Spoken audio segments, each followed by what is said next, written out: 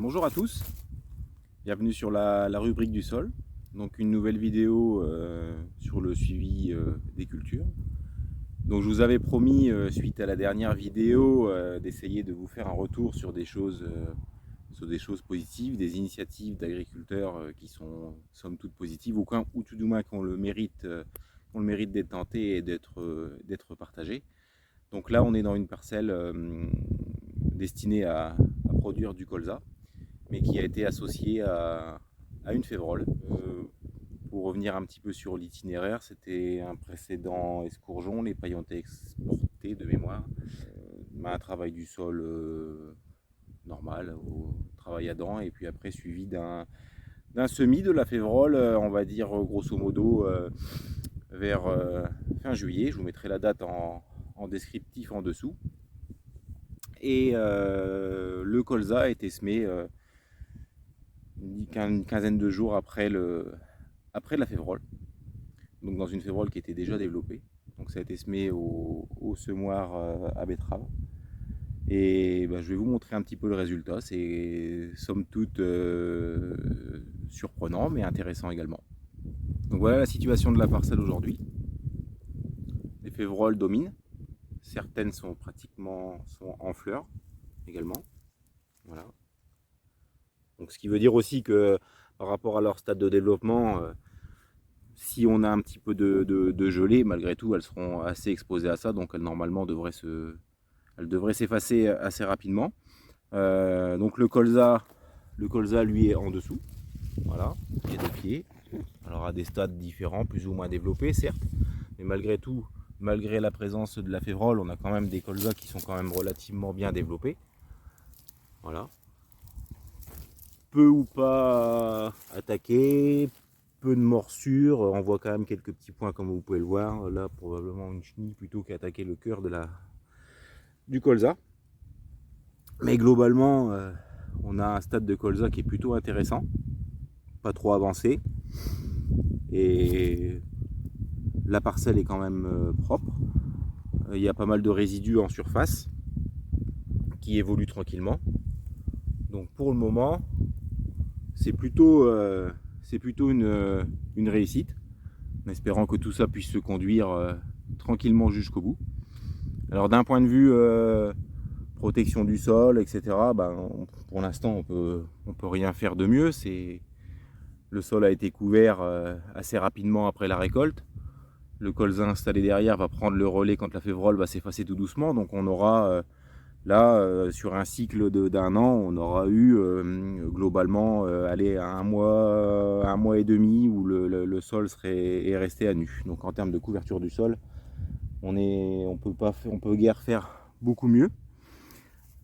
Donc ça c'est plutôt positif. Donc ouais, je vais vous montrer ensuite le développement de la févrole et puis du pivot du colza, donc qui sont forcément à des stades différents, mais ce qui est normal. Très honnêtement, c'est vraiment une belle réussite pour le moment. Donc je vais vous montrer ce que j'ai extrait tout à l'heure, et notamment sur la févrole, on a des jolies nodosités qui sont actives.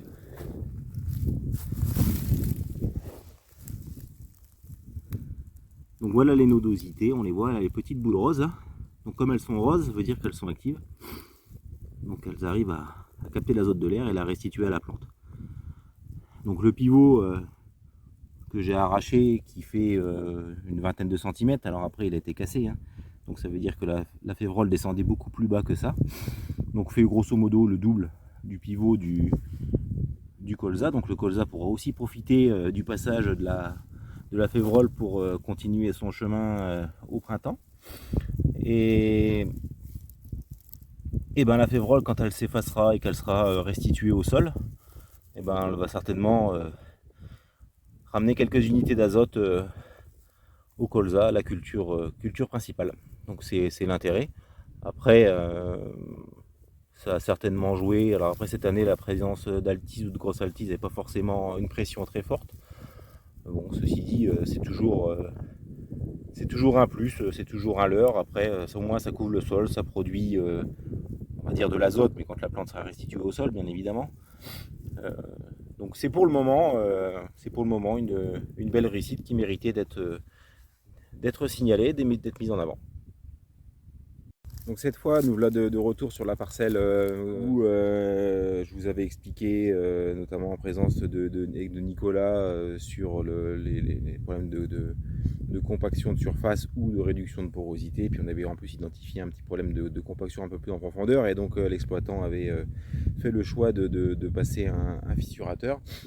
Donc je vous avais montré qu'il avait quand même été efficace, et derrière ça, donc, un couvert avait été semé. Donc je vais vous montrer un petit peu le stade du couvert et puis son enracinement, et voir là où il en est et si c'est bénéfique ou pas. Donc je vous montre un petit peu le développement du couvert. Donc on a du lin, le lin comme je vous l'avais montré tout à la dernière fois, la facélie un petit peu en sous-étage ici. La moutarde d'Abyssinie, l'avoine en rude, le pois fourragé, la vesse. Donc la vesse et le lin sont déjà en fleurs. Moutarde d'Abyssinie n'y est pas. En termes d'espèces, je pense qu'on a fait le tour de ce qui avait été implanté. Donc au niveau développement aérien, on a le pois fourragé qui a tendance à dominer avec l'avoine rude. Et en sous-étage, donc la facélie qui est plutôt en position d'attente. Par rapport au sol, à la surface du sol, alors je vous avais expliqué que c'était plutôt un sol qui était un peu en convalescence, qui était en début on va dire, de conversion à l'agriculture de conservation. On voit bien qu'il y a quand même un déficit criant d'activité de vers de terre. On n'a pas de turicule en surface, très peu. La paille, elle est répartie de manière homogène, on ne trouve pas de cabane. Donc c'est signe quand même d'une faible absence d'activité de vers de terre, alors que cette année on a quand même des bonnes conditions. Donc on va voir au niveau du couvert s'il remplit son office et qu'est-ce qu'on peut constater par rapport à ça. Et donc bon, je crains quand même que ce sol là, malgré la fissuration, malgré le couvert, finalement se reprenne encore en masse, puisque la fissuration c'est une chose, la végétation c'en est une autre. S'il n'y a pas le relais par l'activité biologique du sol, on risque encore d'avoir un petit peu de problèmes. Donc il y a encore des choses à résoudre. On va regarder un petit peu ce qui se passe au niveau des racines de chaque espèce du couvert. Donc voilà un peu une présentation du système racinaire de chaque plante qui compose le couvert. Donc là, ici le lin, donc avec plutôt un pivot, là qui fait une dizaine de centimètres. Bon, après il a été cassé, mais le gros du pivot est à dizaine de centimètres. Ensuite la facélie, qui plutôt pour l'instant 8 cm. L'avoine rude, qui est plutôt un développement traçant superficiel pour le moment. Bon, après c'est beaucoup de petits radicelles qui vont descendre en profondeur. La moutarde d'Abyssinie, voilà, avec un pivot qui se rapproche des 20 cm déjà. Donc voilà ces 4 plantes là qui ont des systèmes racinaires assez complémentaires et qui vont à des horizons différents. Et puis en dernier lieu, donc les légumineuses. Alors les légumineuses, quelque chose qui attire un peu l'attention, c'est que là on est sur le pois fourragé ici. Donc là on a quelques petites nodosités qui sont développées ici, mais qui sont pas fort actives. Il n'y en a pas du tout en dessous. Et donc ça traduit un petit peu ce qu'on craignait, la reprise en masse un petit peu du sol, là, par manque d'activité notamment biologique. Pas beaucoup d'oxygène dans le sol, pas beaucoup de circulation d'air, et donc du coup les légumineuses elles sont un petit peu pénalisées par rapport à ça.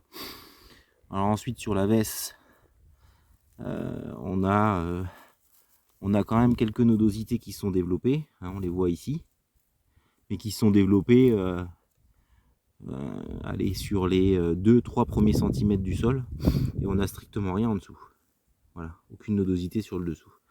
Tout à l'heure, la févrole que je vous avais montré là, qui est associée dans le colza, on avait des belles nodosités sur au moins une quinzaine de centimètres. Donc bah voilà, c'est certainement lié au sol, hein, notamment au fait que bah, on n'a quand même pas une grosse activité biologique, donc on n'a pas beaucoup de circulation d'air. Donc la mécanique restaure, mais c'est bien la preuve que c'est pas forcément durable dans le temps si on n'a pas un bon relais d'activité biologique et du végétal. Donc là pour l'instant le végétal il fait tranquillement son travail. Donc ça fait un mois et demi d'installation. Donc il va encore rester certainement au moins encore 2 mois. Donc il aura encore le temps de se développer et d'accompagner cette restructuration. Donc de retour dans la parcelle de colza associée, hein, donc associée avec de la févrole. Donc là on est un mois après les vues précédentes. Donc je vous laisse là, vous montrer un peu la biomasse qui s'est développée notamment en févrole. Les colzas qui sont quand même relativement bien développés, alors peut-être limite en concurrence avec la févrole, mais je pense que certains ont des colzas qui sont moins beaux que ça. Donc je vous laisse apprécier. Donc là on est dans la zone un peu intermédiaire, un mixte, hein, où les févroles sont pas plus dominantes que ça. C'est un peu représentatif de la, je dirais, de la parcelle. Donc on a des auxiliaires qui sont présents, voilà, là, les coccinelles que l'on voit là. Voilà. Donc en fait ce qui va être fait là, on fait une pesée avec la méthode Merci pour voir un peu la restitution que pourra avoir la févrole au colza au cours de son cycle de printemps, donc après la partie hivernale. Sachant que pour l'instant, je ne sais pas si la févrole ça va être détruite chimiquement ou si ça sera laissé comme ça et que la météo, sachant qu'on a passé le stade floraison avancé, donc vous voyez, on a les belles fleurs là qui sont là, donc ça veut dire que la plante ici est quand même sensible au gel. Donc on a eu une petite gelée hier. Alors, je pense pas que c'est ça qui va la détruire, mais elle est déjà dans un cycle où elle est relativement fragile. Donc elle va pas tarder à commencer un petit peu à se dégrader. Voilà, on se poursuit les autres parcelles pour faire un peu le point sur les évolutions en un mois de temps. Donc nous voici dans le fameux couvert, hein, donc un mois après. Je rappelle que c'est un couvert qui a été semé, fin juillet, après une fissuration à 25 cm, puisqu'on avait un facteur limitant qui se situait à l'horizon 20 à 25. Donc la fissuration a permis de passer cet obstacle-là. Donc le couvert s'est bien développé. Donc il y a un mois, c'était plutôt les pois qui dominaient. Aujourd'hui, on a surtout la moutarde d'Abyssinie qui est ici, là, qui domine. La facélie en second plan. Sachant que le lin est pour partie disparu, probablement beaucoup trop concurrencé par le reste. Bon, il y en a quand même, hein, on va le peser. Il est au stade graine pratiquement. Enfin, ils ne seront pas viables, hein, mais bon, c'est pour vous donner un peu le stade. L'avoine rude qui est également à épiaison, hein. Je ne sais pas si vous la voyez là, on voit bien, elle est à piaison. Bon, c'est pareil, les graines ne seront probablement pas viables. Mais bon, c'est l'inconvénient de semer des couverts un peu trop tôt. Hein, fin juillet, c'était probablement un peu trop tôt. Après, chacun fait ce qu'il peut par rapport au calendrier de travail. Mais bon, voilà, c'est toujours un tout petit peu tôt, quoi. L'idéal étant de les semer à peu près en même temps que la période que le colza, mais bon, il y a des priorités à donner. Sinon, par rapport à l'intérêt du relais du couvert par rapport à la fissuration, donc je vais quand même vous montrer quelque chose qui est par rapport au système racinaire, notamment de la moutarde, c'est ce qui est le plus visuel. Comme quoi, voilà, l'importance du relais, notamment des plantes pour assurer la continuité de la fissuration. Donc voilà un pivot extrêmement bien développé, hein, par rapport à il y a un mois où vous avez vu juste sur la phase d'avant. Donc là on a un système racinaire qui va au-delà des 25 cm. Il est pratiquement à 30 cm avec des racines suffisamment grosses. Donc là il est descendu probablement à 45-50 cm sans trop de difficulté. Donc la fissuration, elle, s'est faite à 25-30. Donc voilà, la biologie est en train de suivre, le système racinaire des plantes est en train de suivre, est en train de passer cet horizon qui était un peu compliqué, qui était limitant. Donc maintenant, l'objectif de ce couvert-là, c'est qu'il va certainement encore rester en place environ un mois. Donc comme il a été semé de bonne heure, on va quand même pas trop tarder non plus, parce que après les tiges, notamment de la moutarde d'Abyssinie, alors c'est une belle plante, mais bon, le problème c'est que c'est quand même assez dur, assez dur à détruire, assez dur aussi. Ça peut être un élément problématique, notamment dans le travail du sol qui pourrait être fait au printemps. Le semis, quoi, les tiges sont assez dures. Donc vraisemblablement ici il y aura un broyage qui sera fait. Et puis voilà, le produit de broyage sera laissé au sol. Alors pas incorporé par un mulchage, parce qu'on risque de perdre une bonne partie du bénéfice si on incorpore ça tout de suite au sol. Ça va rapidement minéraliser. Je vous montrerai ça avec le tableau Merci, à peu près le temps de minéralisation des couverts. C'est quand même assez rapide. Si on a des conditions un peu douces et pluvieuses, ça peut très vite partir, et donc on perdrait le bénéfice de ce couvert là d'un point de vue chimique, les valeurs NPK. Et donc l'intérêt de maintenir le couvert même broyé en surface, c'est qu'il continuera à protéger la surface du sol. Donc voilà pour cette vidéo sur les suivis de culture et les couverts. Voilà, écoutez, cette vidéo touche à sa fin. Je vous remets quand même une petite vue par rapport à la parcelle de colza qui avait subi l'orage là, la fois dernière. Donc c'est juste pour illustrer le fait que des échecs, on peut aussi en avoir en technique traditionnelle, labour herse rotative classique. On a souvent tendance à parler des échecs avec des techniques un peu différentes, notamment du DCS ou du semi-direct, en disant que ça ne marche pas, que c'est compliqué, etc. Ce qui est vrai. Mais il ne faut pas non plus oublier qu'il peut y avoir des gros problèmes aussi en technique conventionnelle, notamment avec les aléas climatiques qu'on subit régulièrement d'année en année, et je dirais pratiquement malheureusement maintenant à tout type de saison. Donc voilà, donc c'était pour terminer là-dessus. Malgré tout, voilà, en contrebalançant ce problème-là, voilà, c'était pour vous montrer ce que certains essayent aussi de mettre en place. Donc là, le couvert associé, le colza associé, pardon, de la févrole, qui est somme toute très joli, avec une belle biomasse, en espérant que ça puisse bien se tenir jusqu'au bout de son cycle.